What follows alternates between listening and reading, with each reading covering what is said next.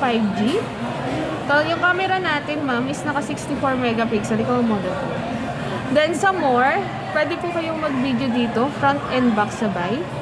Tapos, napapalitan siya ng shape, ma'am. Pwede pong bubbles or rectangle.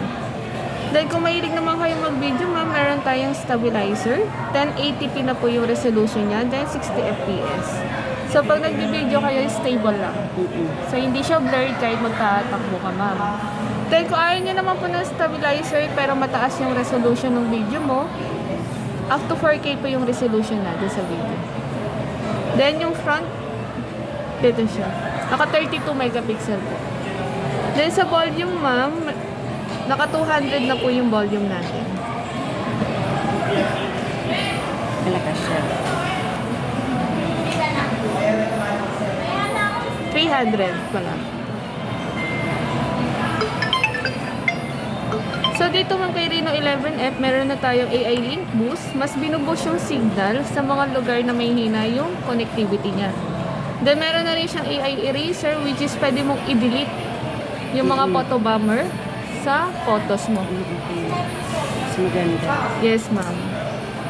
Tapos, TikTok, Shopee, Lazada, meron na po tayo. Fingerprint niya nasa harapan na. Charger, Previous ma'am, check natin. Ang previous po is Romus, 10,000 mAh. Headset, finger sleeves, tsaka tempered glass. Okay. Then yung charger po, 67 watt superbook charge na po. So wala naman tayong initial charging kay Oppo. Once sa 100%, nag-stop charging po siya. Okay. Check natin.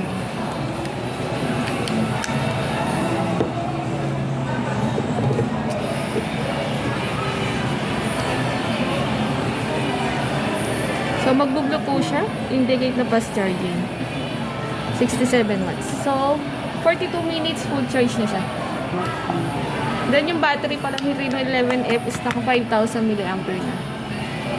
Warranty, ma'am. Warranty natin is 1 year warranty, 7 days replacement sa service center natin, ma'am.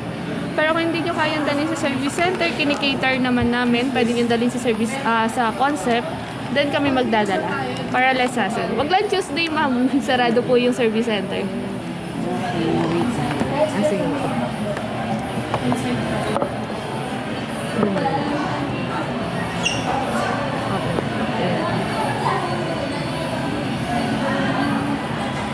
Kamay, ma'am. Okay.